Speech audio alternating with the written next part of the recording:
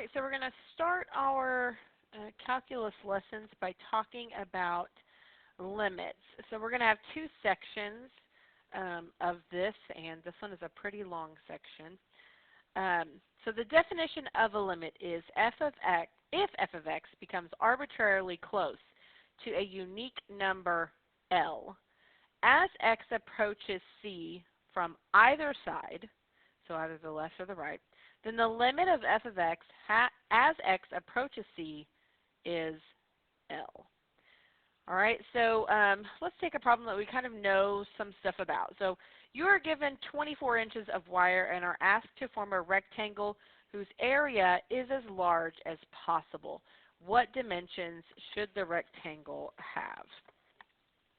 Okay, so we've done problems like this when we've talked about quadratic equations and stuff like that, but this is going to be a new approach to this. So we have a rectangle, and what do we know about a rectangle? Well, we know that a rectangle has a width, and we know that a rectangle has a length. Okay, and I know that I have 24 inches of wire. So I know in the end we're talking about the largest possible area and what dimensions that should have. So let's think about the outside. So I know that I have two widths and I have two lengths. And if I add all of those up, I should get a total of 24 inches of wire. All right, so I know that I have two widths plus two lengths, and that should add up to be 24. Now the problem is when I figure out what my area is, I'm going to be doing length times width, but I don't want to have two variables. I only want to have one. So if we could rewrite this so that maybe we were just using width, that would be ideal. So I noticed that everything can divide by 2. So I'm going to go ahead and divide everything by 2 just to kind of simplify here. And then I'm going to solve for the length by subtracting W. So I know that I can replace the length with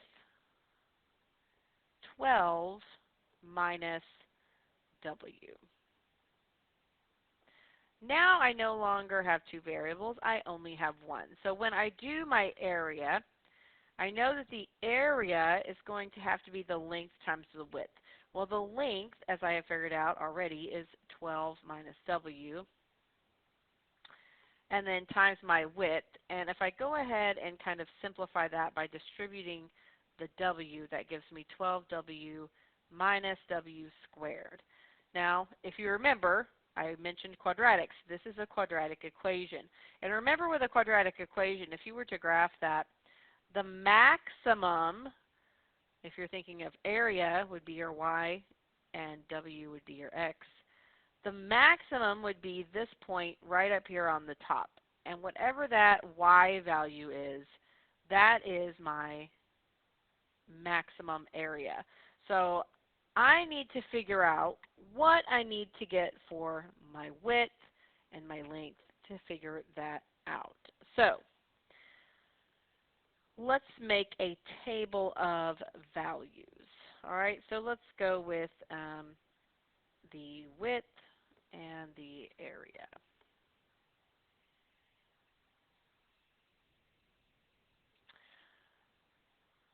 All right. So if I am looking at this, let's say that I have a width of 5. All right. If I were to plug a width of 5 in here, then that means that I would have the 12 minus the 5, or if I wanted to plug into this one too, it really doesn't matter. 12 minus 5, which would give me 7 times 5. That would give me an area of 35. All right? And let's say that I just keep going with this. So let's say that I try a width of 5.5. Well, if I were to plug that into this equation right here, that would give me 35.75. And let's say I keep going and I do maybe a width of 5.9. That's going to give me 35.99.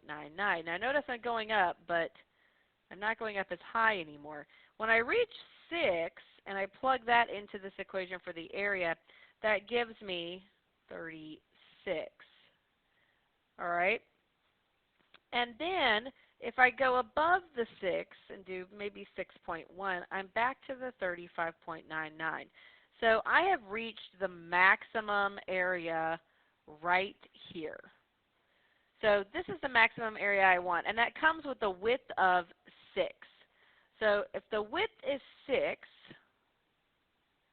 what would the length be? The length would be 12 minus 6, which would be 6. So we would need a 6 by 6. In other words, a square. That would give us the largest area.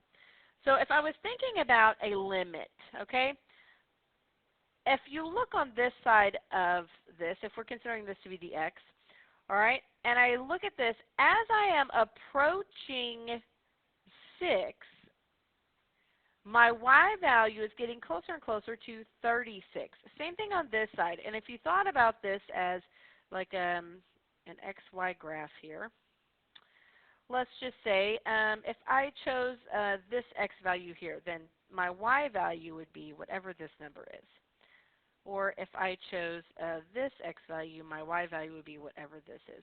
And as I keep getting closer and closer to this value of 6, all right, 5, 5.5, 5.75, all of my values are getting closer and closer to this location, which is going to max out at 36.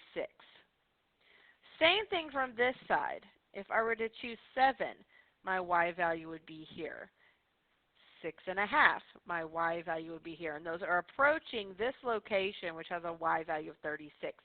So if I were going to say my limit as x approaches 6 would be 36. So in your mind, you need to be thinking, as my x values get closer to this one number, what are the y values getting closer to? All right? So if we look at number 2, we're approaching 2. So we're going to make a table of values. We'll say x and f of x for x and y. All right? And I'm going to choose about 3 values on the left and 3 values on the right of this number that I am approaching. So this is the limit as x approaches 2 of the function f3, or 3x minus 2. All right, so let's say that 2 is middle of the road here. All right, I am going to choose some values that are leading up to 2 on the left-hand side. So maybe 1.9 and maybe 1.99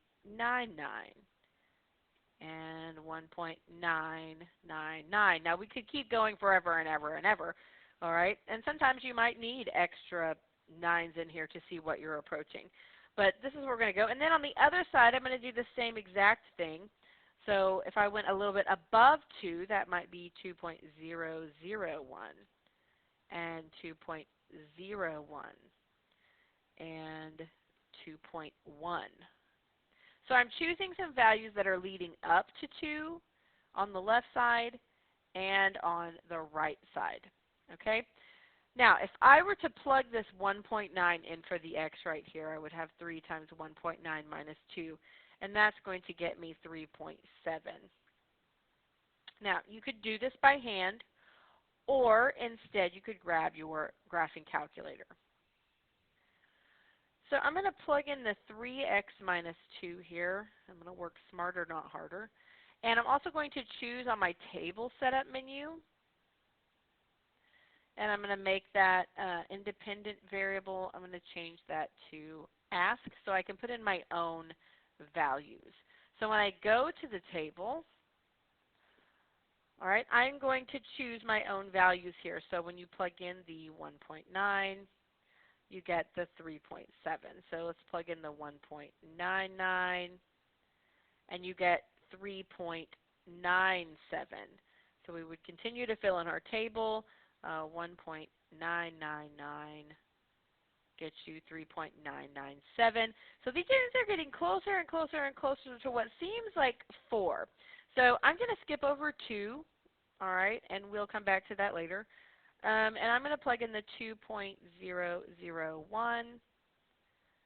All right, now we're a little bit above the 4, so 2.01 and 2.1. So I filled in everything but that. So notice right here, these are approaching and getting closer to 4 from this direction, and these are approaching and getting closer to 4 from this direction as my x values get closer to 2. All right? So if I filled in this table, we had a 3.97, 3.997, 4.003, 4.03, and 4.3. So as x approaches 2, so as my x values get closer to 2, I'm looking to see where my y values are headed, and they are headed towards 4. So my limit as x approaches 2 of the function 3x minus 2 is equal to 4. Now, later on in the lesson, you're going to learn that you can literally sometimes plug that number in right here and get your limit. So 3 times 2 is 6, minus 2 is 4. All right, that doesn't always work, all right, and we also need to kind of see what we are looking at, and the table helps us to do that. So if we were looking at this one and we did actually plug this in, 5 times 2 is 10 plus 4 is 14. So I'm going to assume that the limit is 14. But I'm going to go ahead and do the work with the table. So again, we are approaching 2. So I'm going to use the same values here since we were approaching 2. So I've got 1.9, 1.99, and 1.999.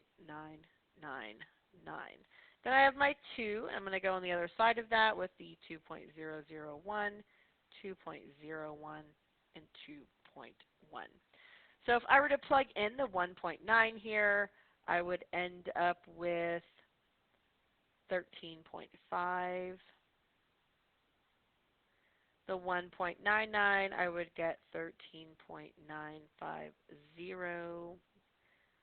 1.999, I would get 13.995. So if you look on this side, it seems as though these are getting really close to 14. All right, so let's check the other side.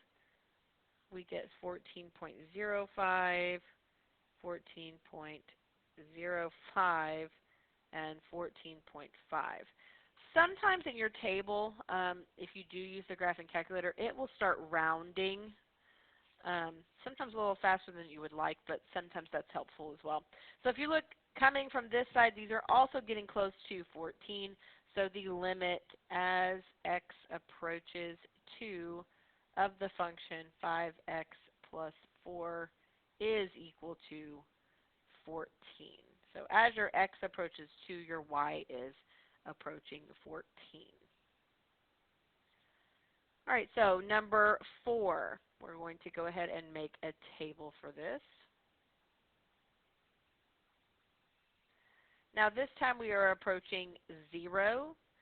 So I'm going to put some on the left and some on the right. Now I do want to point this out. If you were to try and go ahead and plug this 0 in, you would get 0 plus 1 is 1, the square root of 1 is 1, minus 1 is 0, and you cannot have a 0 in the bottom. So plugging in would not work for this one. So you would have to choose a different route to go. So if I was approaching 0 here, I need some negatives there on the left side of 0 and some positives. So I could use negative 0.001, negative 0.01, and negative 0.1. Let's go ahead and add in an extra 0 here on each of these. So negative 0.0001, 0.001, and 0.01. And vice versa on the other side, I would be choosing above that. So the same exact things except the positive direction. So if I were to use my calculator and plug these in, all right, I would get 1.99499, 1.99949, 1.99995, 2.00005, 2.00050, and 2.00499. So from this side, we are approaching 2. And from this side, we are also approaching 2. So the limit as x approaches 0 of the function x over the square root of x plus 1 minus 1 is equal to 2.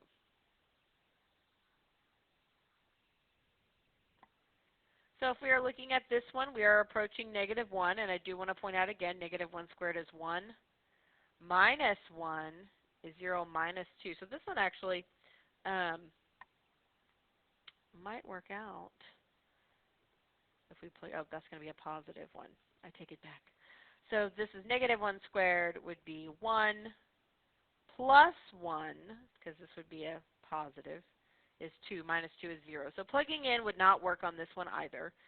So we would have to go a different route. All right, and this time we are approaching negative 1. So I need to have maybe 3 numbers on the left side of the negative 1 and 3 numbers above negative 1. So I'm going to go with the negative 1.001, negative 1.01, and negative 1.1. And I'll do the same thing on the other side. So negative 0.999, negative 0.99, and negative 0.9. You could add 4 nines here if you wanted to, and 3 and 2. You know, there's no set number that you have to pick. They just need to be close to that number that you are approaching. So if I were to plug in the negative 1.1, I would get negative 0.32258, negative 0.332, and negative 0.333. All right, and here I would have negative 0.333, negative 0.334, and negative 0.345. So this one is a little bit different. They're both approaching what looks to be like more 3s in a row. And if you think about a 3, 3, 3, 3, so in other words, 3 with a vinculum, that just means the 3 is repeating, and that would be 1/3.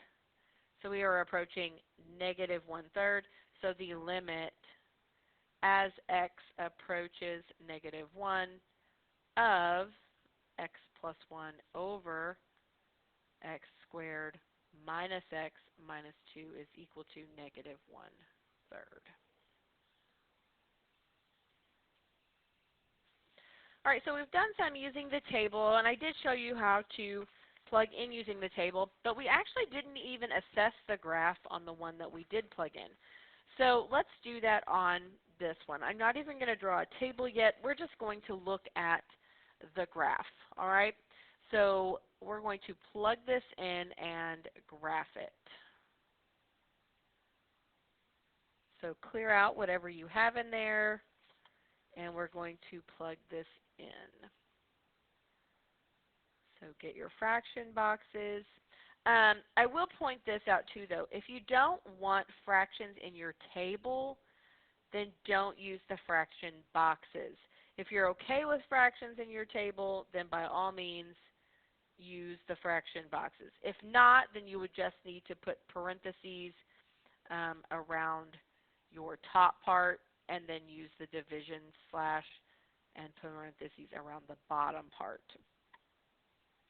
Okay, so I'm going to go ahead and use this just because I'm okay with the fractions on this one. So I've got x to the 3rd minus x squared plus x minus 1,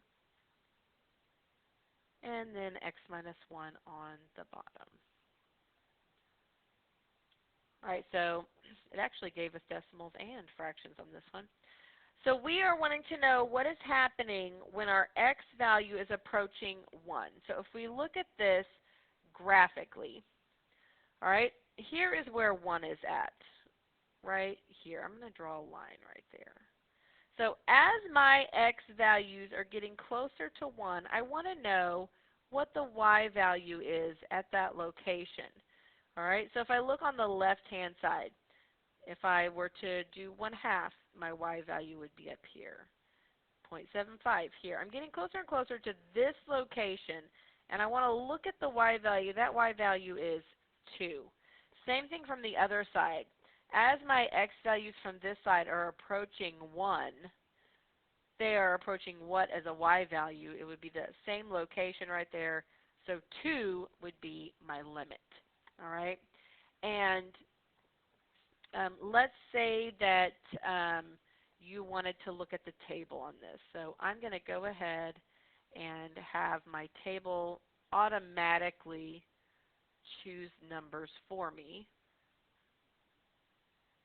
And then if you look right here, notice there's an error there. That's because if we were to plug 1 in the denominator, we would have a 0. All right? So I have an error here. But if I'm looking here, as I'm approaching 1, I'm not going to get any information from the table here.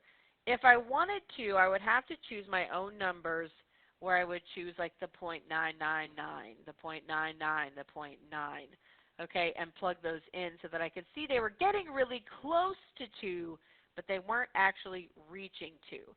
So that's where the table kind of comes in handy for you. Okay, and I could also choose the 0.0001, 0.001, 1.01. Okay, so I think it's really easy to look at it graphically though, because here is 1. It's not going to show me that there is a hole there, even though there is. All right, and so my limit would be 2. So the limit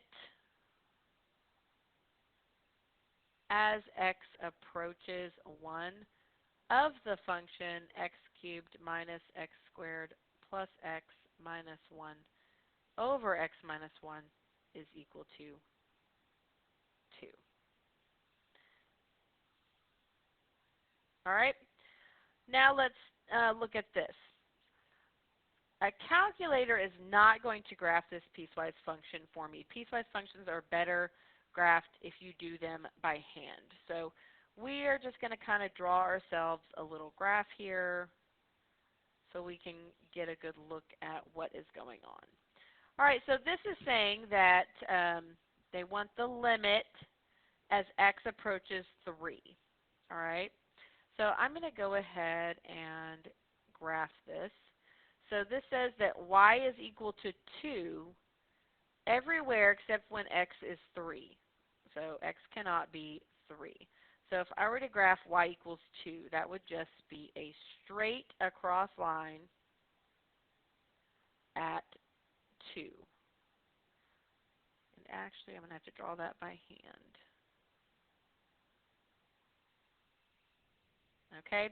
So just a flat line, y equals 2. But not where x is equal to 3.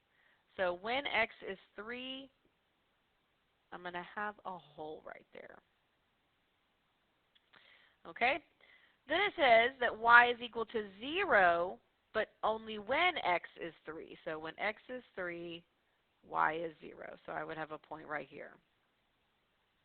So this is saying find the limit as x approaches 3. So let's say that I had chosen an x value of 1.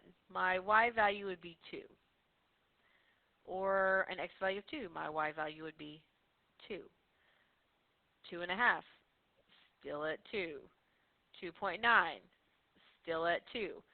So even though it's hard to kind of get in your head that you are approaching a number when you're already there, if you were to make a little table and think to yourself,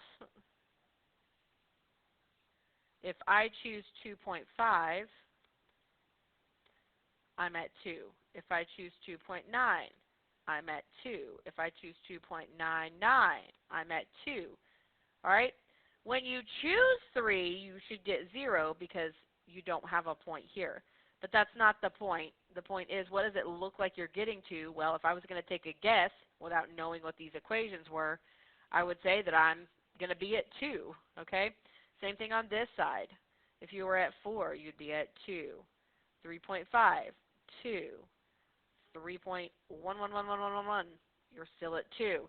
All right? So on either side, you're at 2 all the way. So your only assumption would be that your limit as x approaches 3 would be 2. So the limit as x approaches 3 of your function, which is just f of x, is equal to 3. So the moral of this story is if you have a flat line and you want to know what you're approaching from both sides to that number, it's going to be whatever that line is. All right?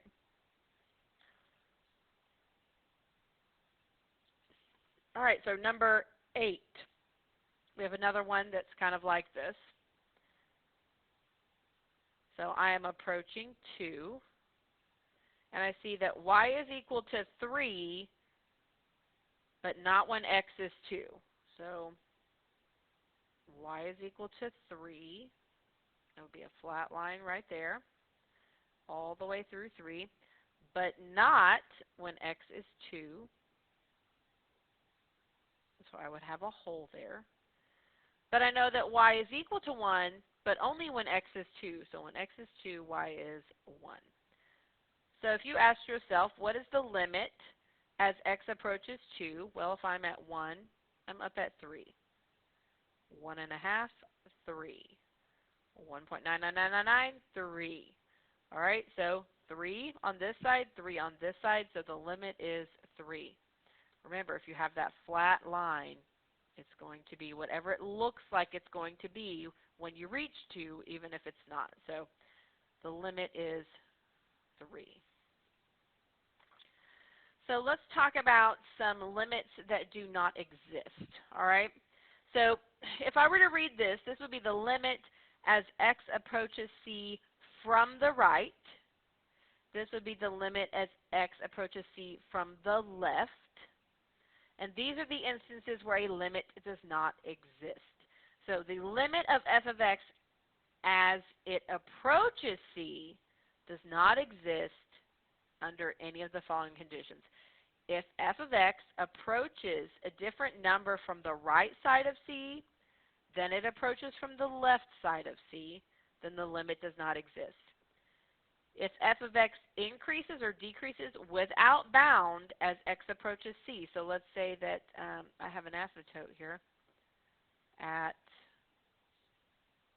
we'll just say 2. And I have a graph that is going like this, and it's getting really close, but it's not ever going to actually reach there.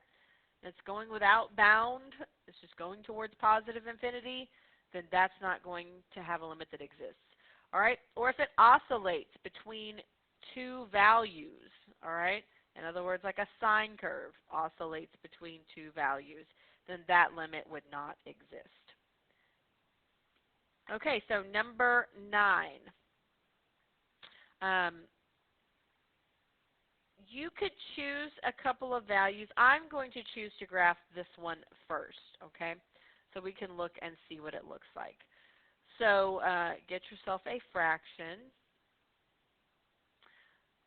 and then we're going to get the absolute value bar. So absolute value is alpha window, first option, and then we've got, oops, might help if I put it in the right spot, x over x. So the absolute value of x over x. And let's go ahead and graph that. All right, so if you look at this, it says the limit as x approaches 0. So here is 0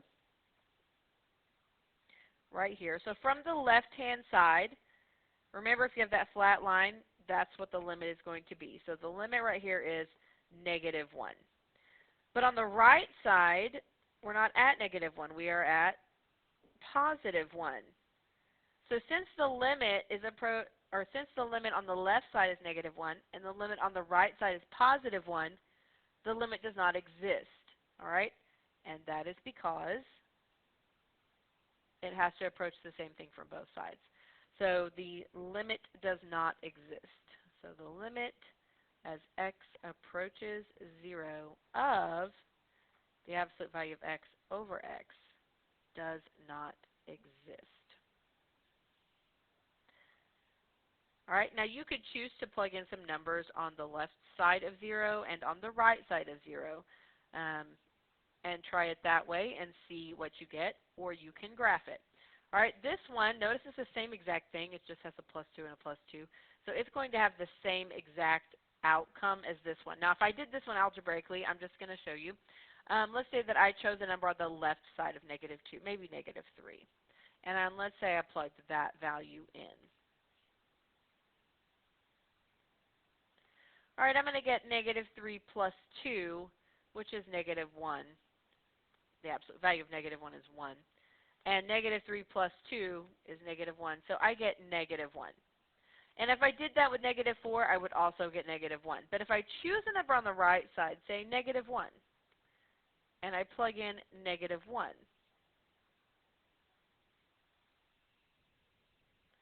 this time I'm going to get positive 1. All right, so on this side I'm approaching negative 1. On this side my limit is negative 1. This side my limit is 1. And it would be graphed exactly like this one, just in a different location. So this limit also does not exist.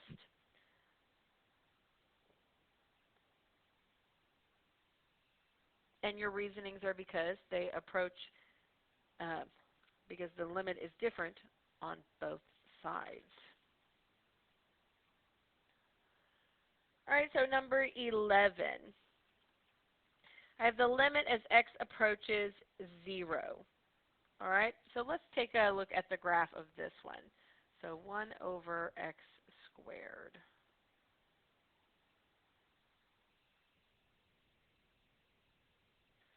So if you look at the graph of this one, as we approach 0, always make sure you're looking at where you're approaching. On the left side of 0, this one is going up, up, up, up, up, up, up, up. It's just going to go up to infinity. So it is going without bound. All right, same thing on the right-hand side. This one is also approaching negative, but it's without bounds. Like it's never going to turn. It's never going to actually, reach anything. So this here limit does not exist. So the limit as x approaches 0 of 1 over x squared does not exist. And your reasoning would be because f of x is not approaching a unique number. So the limit does not exist. All right, and then number 12. So we're also going to graph number 12 and take a look at that one. So if we graph that, we're going to get a graph that looks like this. Notice that it is oscillating in between here. All right, so anytime it's oscillating in that location, that means that the limit is not going to exist. So this is also the limit as x approaches 0 of sine 1 over x does not exist.